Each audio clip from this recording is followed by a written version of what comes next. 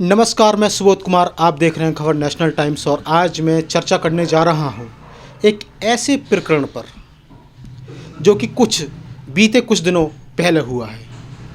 आज मैं उस गली के ऊपर चर्चा करने जा रहा हूं जिस गली की कनेक्टिविटी होने वाली थी NH-24 NH-9 से। वो शायद आप समझ रहे होंगे कि वो कौन सी गली है। जी हाँ, मैं आज बात कर रहा हूँ गली नंबर 7 की। उस गली नंबर 7 की बात कर रहा हूँ जिसके लिए भीमनगर क्षेत्र के लोगों ने, यहाँ के स्थानीय निवासियों ने रात दिन एक कर दिया था। 10 दिन तक धरना प्रदर्शन चला था। महिलाओं ने भी बढ़ चढ़कर हिस्सा लिया था और रात की ठिठुरती ठंड में भी महिलाओं ने वहाँ पर अगुवाई की थी और साथ दिया था। चोरी चुपके वहाँ पर प्रशासन के आदेश होने के बावजूद भी वहाँ कार्य को कंटिन्यू करने की कोशिश की गई, लेकिन वहाँ पर महिलाओं ने अपनी बहुत ही महत्वपूर्ण भूमिका निभाई। उन्होंने ठंड को ना देखते हुए भी वहाँ अपनी उपस्थिति दर्ज कराई थी। लेकिन क्या खामियां रह गई थी? क्या जो हमारे मौजूदा सरकार में राज्य मंत्री हैं उनके आश्वासन देने के बाद भी ये प्रकरण पूरा नहीं हो पाया और रास्ता नहीं मिल पाया? क्या खामियां रह गई थी? तो इसी चर्चा में आज मेरे साथ उपस्थित हैं देश बंधु महासंघ के संयोजक भी हैं और एक एडवोकेट भी हैं, मिस्टर सुमित कुमार जी। मैं उनसे चर्चा करूंगा इस पूरे प्रकरण पर। तो सुमित जी, आपका बहुत बहुत स्वागत है हमारे इस चैनल में। क्या खामियां रह गई थी कि रास्ता नहीं मिल पाया, जबकि राज्य मंत्री जी ने भी पूरे यहाँ पर सहयोग दिया था और उन्होंने दे भी दिया था लिखित रूप में, लेकिन फिर भी रास्ता नहीं मिला? क्या खामियां रह गई थी? क्या कहेंगे आप इस प्रकरण पर? सुबोध जी, पहले तो हम ये कहना चाहेंगे कि ये क्षेत्र के लोगों की जीत है जी। और ये हार किसकी है? ये हार हमारे सांसद साहब की है, ये हार हमारे विधायक साहब की है।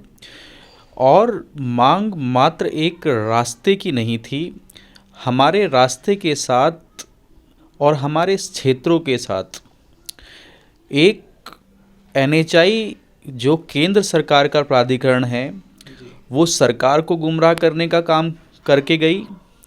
और जब हम जिला प्रशासन में इसके लिए गुहार लगाने का हम लोगों ने काम किया, उसमें भी हमारी आवाज़ वहाँ पे नहीं सुनी गई।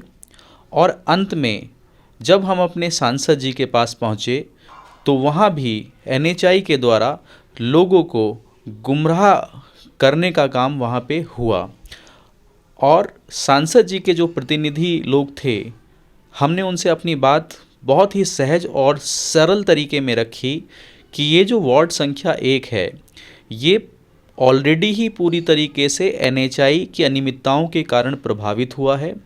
लगभग 1500 लोगों की रोजी रोटी जिन दुकानों से जुड़ी हुई थी वो पूरी तरीके से प्रभावित हो गई हैं।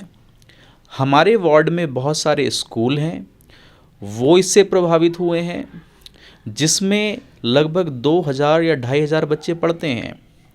और उसके बाद हमारे जो दैनिक गाड़ियों में जो हम पेट्रोल डीजल डलवाने का काम करते हैं, उन पेट्रोल पंपों को भी प्रभावित करने का काम NHI के द्वारा किया गया। अब ये प्रकरण आज गली नंबर 7 पे क्यों आके खड़ा हो गया है? पहले तो उसकी जांच की जानी आवश्यक है।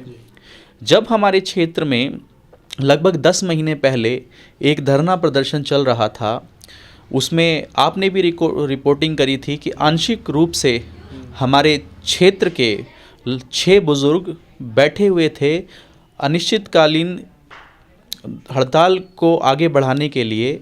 और उसके बाद हमारे विधायक जी हमारे क्षेत्र में पहुँचे, लेकिन कोई संतोषजनक हमें रास्ता नहीं मिला और हम उस मुहिम से निराश रहे।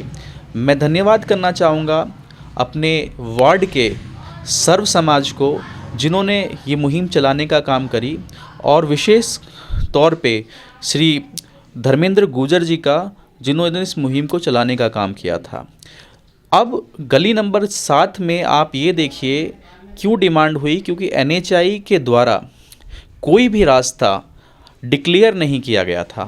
और आज भी अगर आप देखें रोज़ वैली से लेके और पीछे भारत पेट्रोल पंप तक हमें कोई भी ऐसा सुगम रास्ता नहीं मिला है जिसमें हम लाखों लोग जो प्रभावित हो रहे हैं वो उससे अपनी कनेक्टिविटी विजयनगर से बना पाएँ।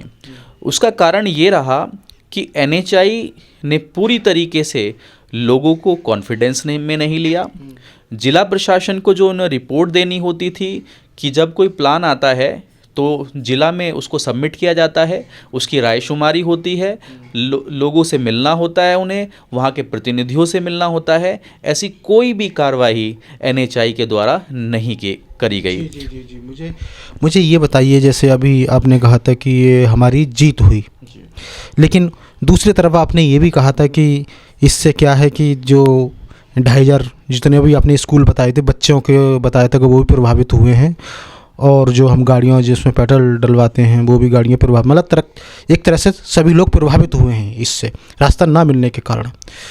तो कहीं ऐसा नहीं है कि ये लोगों को के चेहरों पर एक मायूसी, उनके ज़िंदगियों के साथ खिलवाड़, उनके भविष्य, बच्चों के भविष्य के साथ खिलवाड़ किया गया है, कहीं ऐसा नहीं लग रहा है, या फिर उनको दुख नहीं हुआ होगा इस बात को? तो आप कह रहे हैं ना जीत हुई है, तो हम इसे जीत कैसे कह सकते हैं? क्या उनको भविष्य के साथ खिलवाड़ नहीं किया है, चाहे वो NHI के अधिकारी हो या फिर चाहे मंत्री जी, कुछ भी कोई भी रहे हों, लेकिन क्या यहाँ की जो भीमनगर की जनता है उनके भविष्य के साथ खिलवाड़ नहीं, तो इसका दुख नहीं है क्या?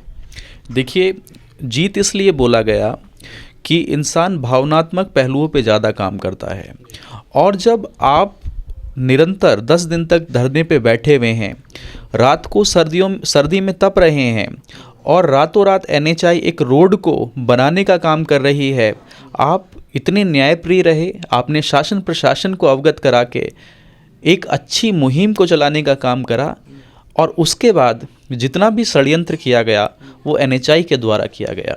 और जब हम अपने सांसद विधायक जी पे पूरा विश्वास रखते थे, और जब हम भारतीय जनता पार्टी की जयकारा लगा सकते थे, हम अपने सांसद VK सिंह साहब के जयकार लगा रहे थे, और उनके प्रतिनिधियों के हम जयकार लगा रहे थे, और हमने स्वयं मन से ये कहा था कि हम स्वयं, अगर हमारा ये रास्ता क्लियर होता है, भारतीय जनता पार्टी के में लोगों की आस्था बनाने का भी काम करेंगे।